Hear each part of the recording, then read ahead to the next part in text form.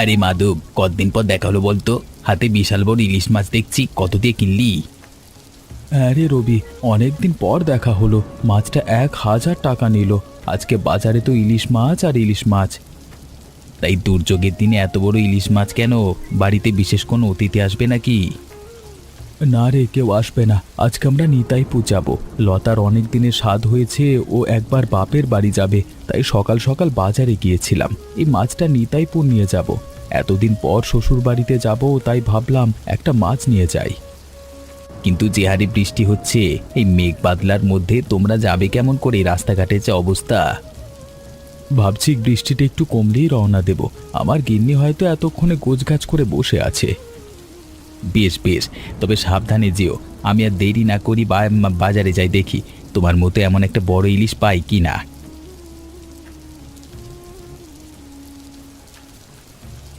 আরে এই দেখো, বাজার থেকে কত বড় একটা ইলিশ মাছ নিয়ে এসেছি। তাড়াতাড়ি মাছটা কেটে ভেজে রাখো, নিতাইপুর নিয়ে যাব। অনেক দূরের কথা তো, ভেজে না নিয়ে গেলে পচে যেতে পারে।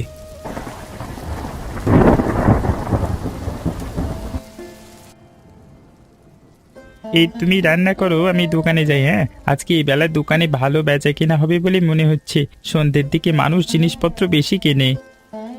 এখনই যেও না, আমি পায়েস রান্না করেছি, একটু খেয়ে তারপর যেও। বাইরে তো বৃষ্টি পড়ছে। শোনো তো, ওপরের কারা যেন কথা বলছে মনে হচ্ছে। কেউ কি বাড়িতে এসেছে নাকি? চলো তো দেখি গিয়ে কে এলো এই বৃষ্টির মধ্যে। হ্যাঁ, আমিও শুনতে পাচ্ছি গলার আওয়াজ। মনে হচ্ছে মেয়ে গলার স্বর। চেনা চেনা লাগছে। চলো তো ওপরে গিয়ে দেখি কে এসেছে। কি দেখছি, লতা তোরা এসেছিস? অবশেষে এই দাদা বৌদির কথা মনে পড়লো তাহলে তোদের। কতদিন পর এলি বলতো, চিনতেই পারছিলাম না। দাদা সেই কবে থেকে আসবো আসবো করছি, কিন্তু আশা আর হচ্ছে না। তোমরা কেমন আছো সেটা বলো। দাদা, আমরা তাও তো এলাম, কিন্তু আপনারা তো ওই মুখো হন না। আর এই নিন, এগুলো আপনাদের জন্য এনেছি। এ এত কিছু নিয়ে আসবার কি দরকার ছিল? ও, ওদের ঘরে নিয়ে যাও। এসো এসো, ভেতরে এসো। ভিজে গেছো তো পুরো। মাধব ঠাকুরপো, তুমিও এসো, দাঁড়িয়ে থেকো না বাইরে। বৌদি, আমরা কিন্তু কয়েকটা দিন থাকবো বলে এসেছি। কতদিন থাকবে সেটা নিয়ে পরে আলোচনা হবে। মাত্র এসে যাওয়ার কথা বললে কি হয়? আচ্ছা, তোমরা আগে আমাদের মাটির নিচে রান্নাঘরে চলো তো, পায়েস রান্না করেছি, গরম গরম খেতে দিব। মাটির নিচে রান্নাঘর? এ আবার কেমন? জীবনে প্রথম শুনলাম মাটির নিচে রান্নাঘর হয়। আগে চলো, তারপর বুঝতে পারবে। আরে শিউলি যে, এত সকাল সকাল কোথায় যাচ্ছিস?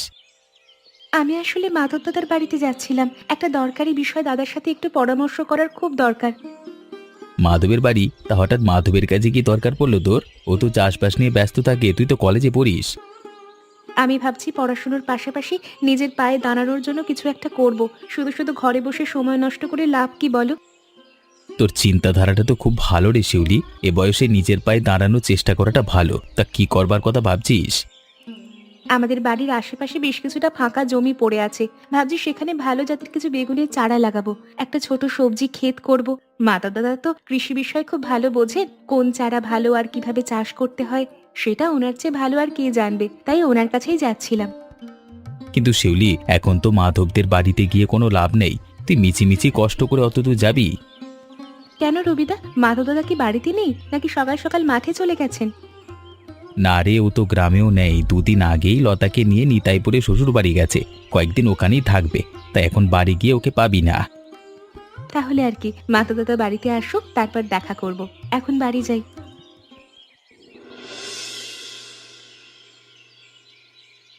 আহা, আজকে যেন মনটাই ভরে যাচ্ছে। কতদিন পরে সবাই একসঙ্গে বসে খাচ্ছি। ইলিশ, খাসির মাংস সবই হয়েছে, কিন্তু তোমরা যে ইলিশ ভাজা নিয়ে এসেছিলে তার মতো স্বাদ আজকের ইলিশে একদম পেলাম না। মনে হচ্ছে সেই মাছটার আলাদা একটা ঘ্রাণ ছিল। দাদা, ওসব তোমার ভালোবাসার কথা। মাছ তো একই রকম ছিল, তবে নিজের হাতে রান্না করে আপনজনকে খাওয়ানোর আনন্দটাই আলাদা। আমরা খুব খুশি হয়েছি তোমাদের সঙ্গে এতগুলো দিন কাটিয়ে। মনে থাকবে অনেক দিন।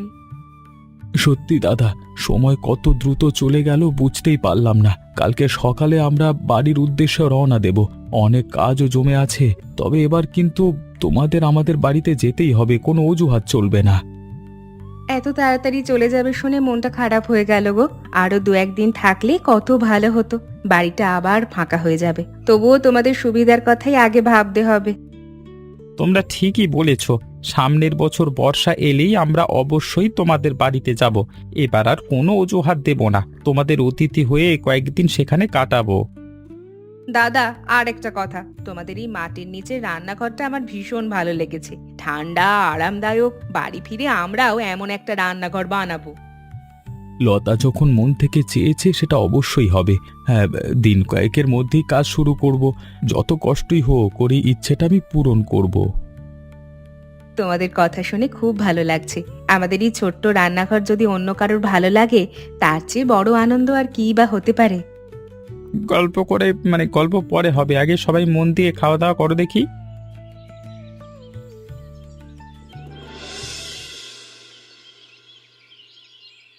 আরে শিউলি, আয় আয়, আজকাল তোকে একেবারেই দেখা যায় না। কতদিন পরে এলি।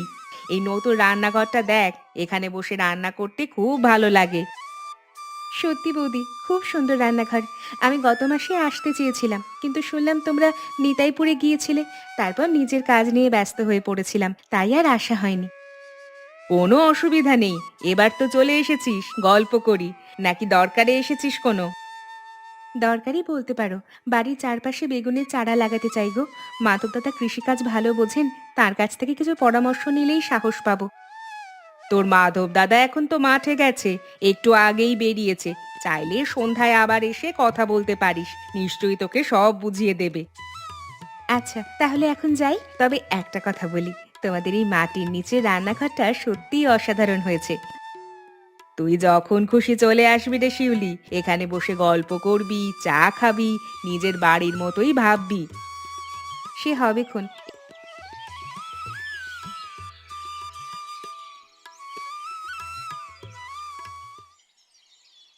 শিউলি, তুমি কোথায় গেছিলে? এত ব্যস্ত হয়ে পড়েছি, তোমার সাথে কথা বলবার মতো সময় পাচ্ছি না। মাধব দাদার বাড়ি একটা কাজে গিয়েছিলাম। শোনো, কাল বিকেলে নদীর ধারে দেখা করি, তখন বলবো কেন গিয়েছিলাম। আচ্ছা, কালকে বিকেলেই দেখা হবে, এখন আমি আসি।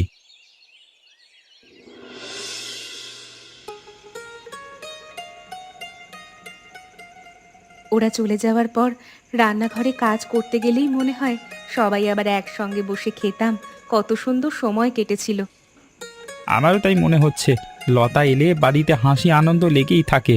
মাধবও খুব আন্তরিক মানুষ। সবচেয়ে ভালো লেগেছে আমাদের মাটির নিচে রান্নাঘর দেখে ওরা নিজের বাড়িতেও এরকম বানিয়েছে, এটা ভাবতেই ভালো লাগে।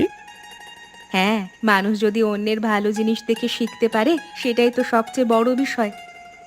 রাত অনেক হলো, এবার ঘুমাতে হবে, কালকে সকাল সকাল দোকান খুলতে হবে। ঠিক আছে, আমি আলোটা নিভিয়ে দিচ্ছি, তুমি শুয়ে পড়ো।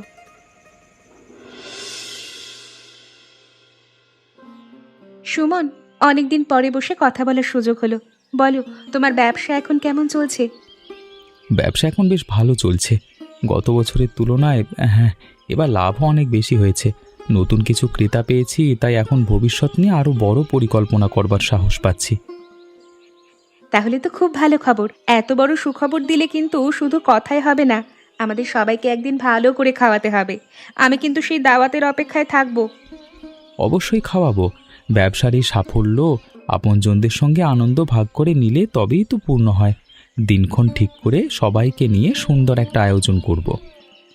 আমার একটা ছোট্ট কাজ ছিল, বাড়ির চারপাশে সবজি চাষ শুরু করতে চাই। বিশেষ করে বেগুনের চারা লাগানোর ইচ্ছে হয়েছে। যদি সম্ভব হয়, শহর থেকে ভালো মানের কিছু চারা এনে দিও। কোনো সমস্যা নেই। কালকে বিকেলে শহরে ব্যবসার কাজে যাব। ফেরবার সময় ভালো জাতের বেগুনের চারা কিনে নিয়ে আসব। খুব ভালো হবে। গতকাল সন্ধ্যায় মাধব দাদার সঙ্গে কথা হয়েছে। তিনি জমি তৈরি করা থেকে শুরু করে পরিচর্যার সব নিয়ম আমাকে বুঝিয়ে দিয়েছেন। এখন শুধু চারা পেলেই কাজ শুরু করব। আশা করি এবার ভালোভাবে সবজি চাষ শুরু করতে পারবো। আচ্ছা, আজকে উঠি গো, পারলে পরশু বিকেলে একবার আমাদের বাড়িতে যেও। মাধব দাদা কৃষিকাজে অভিজ্ঞ মানুষ, তার পরামর্শ মেনে চললে নিশ্চয়ই ভালো ফলন হবে। আমিও সময় পেলে এসে গাছ লাগানোর কাজে তোমাকে সাহায্য করব। আশা করি এবার ভালোভাবে সবজি চাষ শুরু করতে পারবো। আচ্ছা, আজকে উঠি গো, পারলে পরশু বিকেলে একবার আমাদের বাড়িতে যেও। আচ্ছা, যাব। ওগো, এবার আমাদের মাঠের ফসল খুব ভালো হয়েছে। ভালো ফসল হলো, নতুন মাটির নিচে রান্নাঘরও বানালাম, কিন্তু এখনো পর্যন্ত মন ভরে কোনো ভালো মন্দ খাওয়াই হলো না। মাঠের ফসল ভালো হয়েছে শুনে খুব শান্তি পেলাম। নতুন রান্নাঘরটার জন্য তো তোমার অনেকগুলো টাকা খরচ হয়ে গেল। এই আনন্দের দিনে তুমি যদি নদীর মাছ নিয়ে আসতে পারো তবে তো খুব ভালো হয়। তুমি একদম ঠিক কথাই বলেছ। আমি এখনই ছাতাটা নিয়ে নদীর ধারের দিকে একবার যাচ্ছি, দেখি এ সময় কেউ মাছ ধরছে কিনা। যদি কপাল ভালো থাকে তবে একটা বড় সাইজের নদীর মাছ কিনে নিয়ে আসবো। আরে মাধবজি, এই দুর্যোগের সন্ধ্যায় নদীর পাড়ে তুই হঠাৎ কি মনে করে চলে এলি? আমি অনেকদিন পর আজকে নদীতে মাছ ধরতে এলাম। আরে এসেই কপালটা কেমন খুলে গেল। নদীর তাজা মাছ কিনতে এলাম। আমাদের নতুন রান্নাঘর তৈরি হওয়ার পর ভালো কোনো মাছ খাওয়া হয়নি। তা অনেকদিন পর নদীতে মাছ ধরতে এসে মাছ পেলি, সেটা তো দেখা ভাই, কি মাছ পেলি? এই দেখ মাধব, অন্ধকার হওয়ার পরেই ছিপে একটা বিশাল বড় নদীর রুই মাছ ধরা পড়েছে। এই দেখ বড় বড় দুটো রুই, তুই একটা নিয়ে যা। মাছটা তো সত্যিই অসাধারণ, নদীর চকচকে রুই। কিন্তু তুই এত কষ্ট করে বৃষ্টির মধ্যে মাছটা ধরলি, আমি এটা তোর কাছ থেকে কিভাবে নিই বলতো? তুই আমার পরম বন্ধু মাধব, তোর বউ লতা আমার ছোট বোনের মতো। এই মাছটা আমার তরফ থেকে উপহার মনে করিস। তুই কোনো কথা না বাড়িয়ে মাছটা নিয়ে তাড়াতাড়ি বাড়ি চলে যা। লতা মাছটা দেখলে সত্যি খুব খুশি হবে। তুইও কিন্তু আজকে রাতে আমাদের নতুন মাটির নিচে রান্নাঘরে এসে আমাদের সাথে বসে একসাথে রাতের খাবার খাবি, যাবি কিন্তু? বেশ, যাব।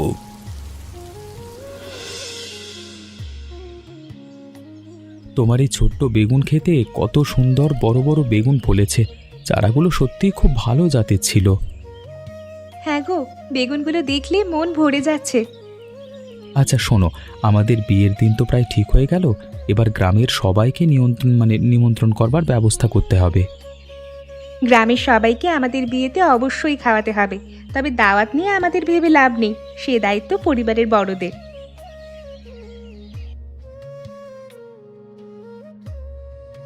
ওরে বাবা শিউলি, তোর বেগুন খেতে দশা দেখে তো আমার চোখ জুড়িয়ে গেল। বড় বড় বেগুন ফলেছে। তুই তো দেখি সত্যি সত্যি নিজের পায়ে দাঁড়িয়ে গেলি রে। মাধবদার দেওয়া বুদ্ধি তোর খুব কাজে লেগেছে দেখছি। এসো লতা বৌদি, তোমার কথাই ভাবছিলাম। এই নাও, ক্ষেতের একদম টাটকা কয়েকটা বেগুন তোমার আর মাধবদাদার জন্য রাখলাম। এই বেগুন ভাজা করলে দারুণ লাগবে। লতা বৌদি, আপনাকে একটা বিশেষ শুভ সংবাদ দেওয়ার আছে। আমাদের বিয়ের দিনক্ষণ একদম পাক্কা হয়ে গেছে, সামনের মাসের মাঝামাঝি সময়। বাহ, এতক্ষণে একটা খুশির খবর শুনলাম রে সুমন। তোদের দুজনের জোর সত্যি খুব সুন্দর মানিয়েছে রে। মাধবকে আজকেই খবরটা দেব, ও শুনলে খুব খুশি হবে। তোদের বিয়ের কেনাকাটা করতে আমাদের বলিস কিন্তু। লতা বৌদি, আমার বাবা নিজে গিয়ে তোমাদের বাড়িতে বিয়ের কার্ড দিয়ে ভালো করে নিমন্ত্রণ করে আসবে। 2-1 দিনের মধ্যেই যাবে। কোনো চিন্তা করিস না, বিয়ের সব তদারকি মাধব আর আমি নিজে দাঁড়িয়ে থেকে সম্পন্ন করে দেব। আপনার মতো একজন বৌদি পাশে পেলে আমাদের আর কোনো চিন্তাই থাকবে না। এখন আমি আসি, পরে আবার কথা হবে। শিউলির বাবা আজকে সকালে এসে এই বিয়ের কার্ডটা দিয়ে গেল। সুমন আর শিউলির বিয়েটা খুব ধুমধাম করেই হবে। হ্যাঁ গো, সুমন ছেলেটাও খুব ভালো আর পরিশ্রমী ব্যবসায়ী।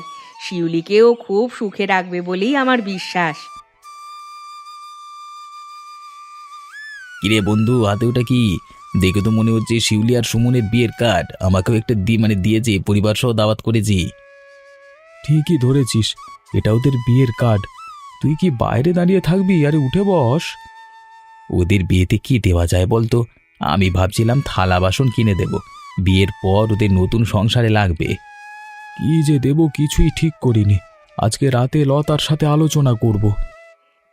একটা কাজ করলে হয় না, আমরা না হয় টাকা দিব, ওদের যা পছন্দ হয় তাই কিনে নিবে। তাহলে তাই হোক বন্ধু, তোরা টাকা দিস আর আমি থালা বাসন দেব। ঠিক আছে, তোরা যা বলবি তাই হবে। আরতি, শুনছো? তাড়াতাড়ি এইদিকে এসো তো।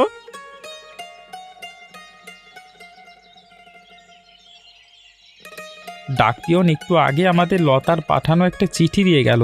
লতার মাধব আমাদের বারবার করে ওদের বাড়ি যাওয়ার জন্য অনুরোধ করে লিখেছে এই চিঠির মাধ্যমে, দেখো। ওমা তাই নাকি? লতা চিঠিতে কি লিখেছে আমাকে একটু পড়ে শোনাও তো। কতদিন ওদের সাথে দেখা হয় না আমাদের। আমারও খুব ইচ্ছে করে লতা সেই নতুন মাটির নিচে রান্নাঘরটা নিজের চোখে একবার ভালো করে দেখে আসতে। লতা লিখেছে যে ওদের মাঠের ফসল এবার খুব ভালো হয়েছে, আর ওরা আমাদের জন্য বিশেষ রান্নাবান্নার আয়োজন করতে চায় বাড়িতে। কিন্তু সামনের বছর বর্ষার মরশুম ছাড়া আমাদের তো দোকান বন্ধ করে অত দূর যাওয়া কোনোভাবেই সম্ভব নয় আরতি। তুমি ঠিকই বলেছ, বর্ষার সময় বাজারে লোকজনের যাতায়াত একটু কম থাকে, আর আমাদের মুদির দোকানে দোকানে বেচা কেনাও কিছুটা কম হয়। এই সময় ব্যবসার চাপ কম থাকে বলে আমরা 2-1 দিনের জন্য লতাদের গ্রাম থেকে ঘুরে আসতেই পারি। তাহলে ঠিক রইল, আগামী বর্ষাতেই আমরা যাব। যাকগে, সে কথা এখন বলো, রান্না করা কি হয়ে গেছে কিনা? আমার খুব খিদে পেয়েছে। রান্না হয়ে গেছে, তুমি বেড়ে খেতে থাকো গিয়ে, আমি আসছি।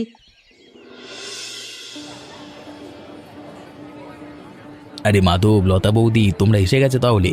আমি তো তোমাদের জন্যই গেটের কাছে দাঁড়িয়ে অপেক্ষা করছিলাম এতক্ষণ। এই চলো চলো, বিয়েবাড়ির ভেতর চলো, বরযাত্রীরা এসে পৌঁছে গেছে।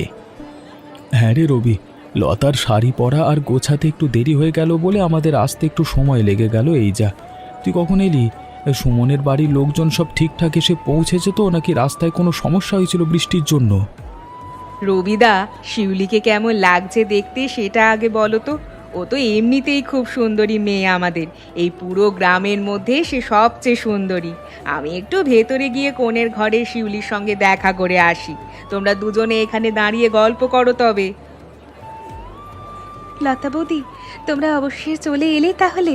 আমি তো ভাবছিলাম বৃষ্টির জন্য বুঝি তোমরা আর আসতে পারলে না। খুব ভালো হয়েছে তোমরা এসেছো।